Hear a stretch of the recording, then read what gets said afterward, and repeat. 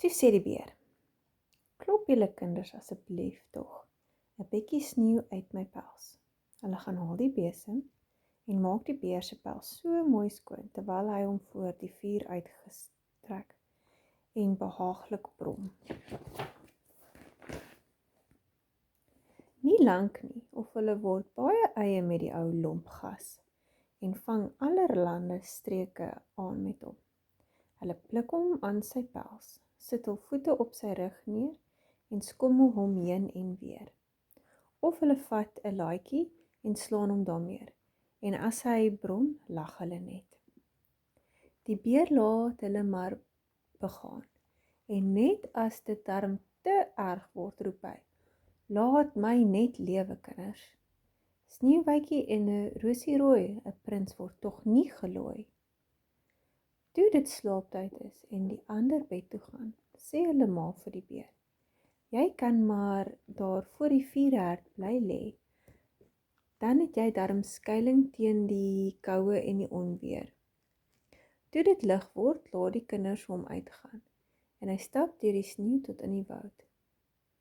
Van toe af het die beer elke aand op dieselfde tyd gekom en voor die vuurherd gaan lê, en die kinders toegelaat om hom na hartelus te karnaval.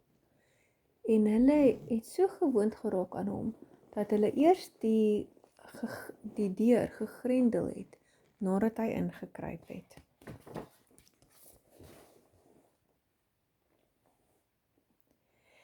Een oggend in die lente, toe alles daar buite groen is, sê die beer vir Sneeuwwitjie, nou moet ek weggaan, en ek mag die hele somer nie weer kom nie. Why?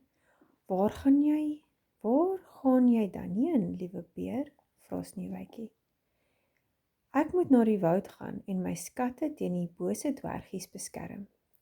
In die winter, wanneer die aarde hard verys is, moet hulle onder die grond bly en kan hulle nie hul pad boontoe uitgrawe nie. Maar nou dat die son die aarde sag gemaak het, kom hulle boontoe en soek rond en steel. As hulle eers iets in die hande kry en in hulle grotte weggesteek het, sien 'n mens dit nie meer weer maklik nie. Sneeuwwitjie was baie treurig oor die afskeid.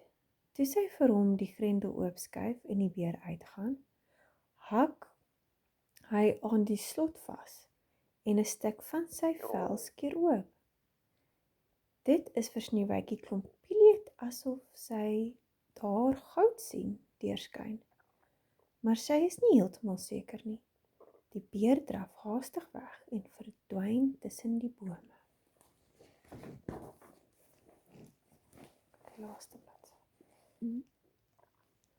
Kort daarna stuur die kinders se ma hulle na die woud om fynhout te gaan haal. Hulle kom af op 'n groot boom wat omgeval het, en langs die stam spring daar in die gras iets op en af, maar hulle kan nie mooi sien wat dit is nie. Toe hulle naderkom, sien hulle 'n dwergie met 'n verlepte ou gesiggie en 'n spierwit lang baard. Die punt van sy baard is in die spleet van die boom vasgeknyp. En die mannetjie spring heen en weer soos 'n hondjie aan 'n tou en weet nie wat om aan te vang nie. Hy kyk die meisietjies met sy vurige rooi oogies aan en skree, wat staan julle daar? Kan julle nie nader kom en my uithelp nie?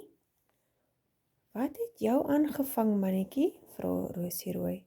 Onnozele nuuskierige aap, antwoord die dwergie. Ek wou 'n stuk van hierdie boom afbreek, om brandhout vir die kombuis te kry. Met 'n paar dik stukke is dit maklik om 'n bietjie kos op te warm. Want wat ons nodig het. Ons wat nie soveel wegsluk soos julle growwe, vraatsige mense nie.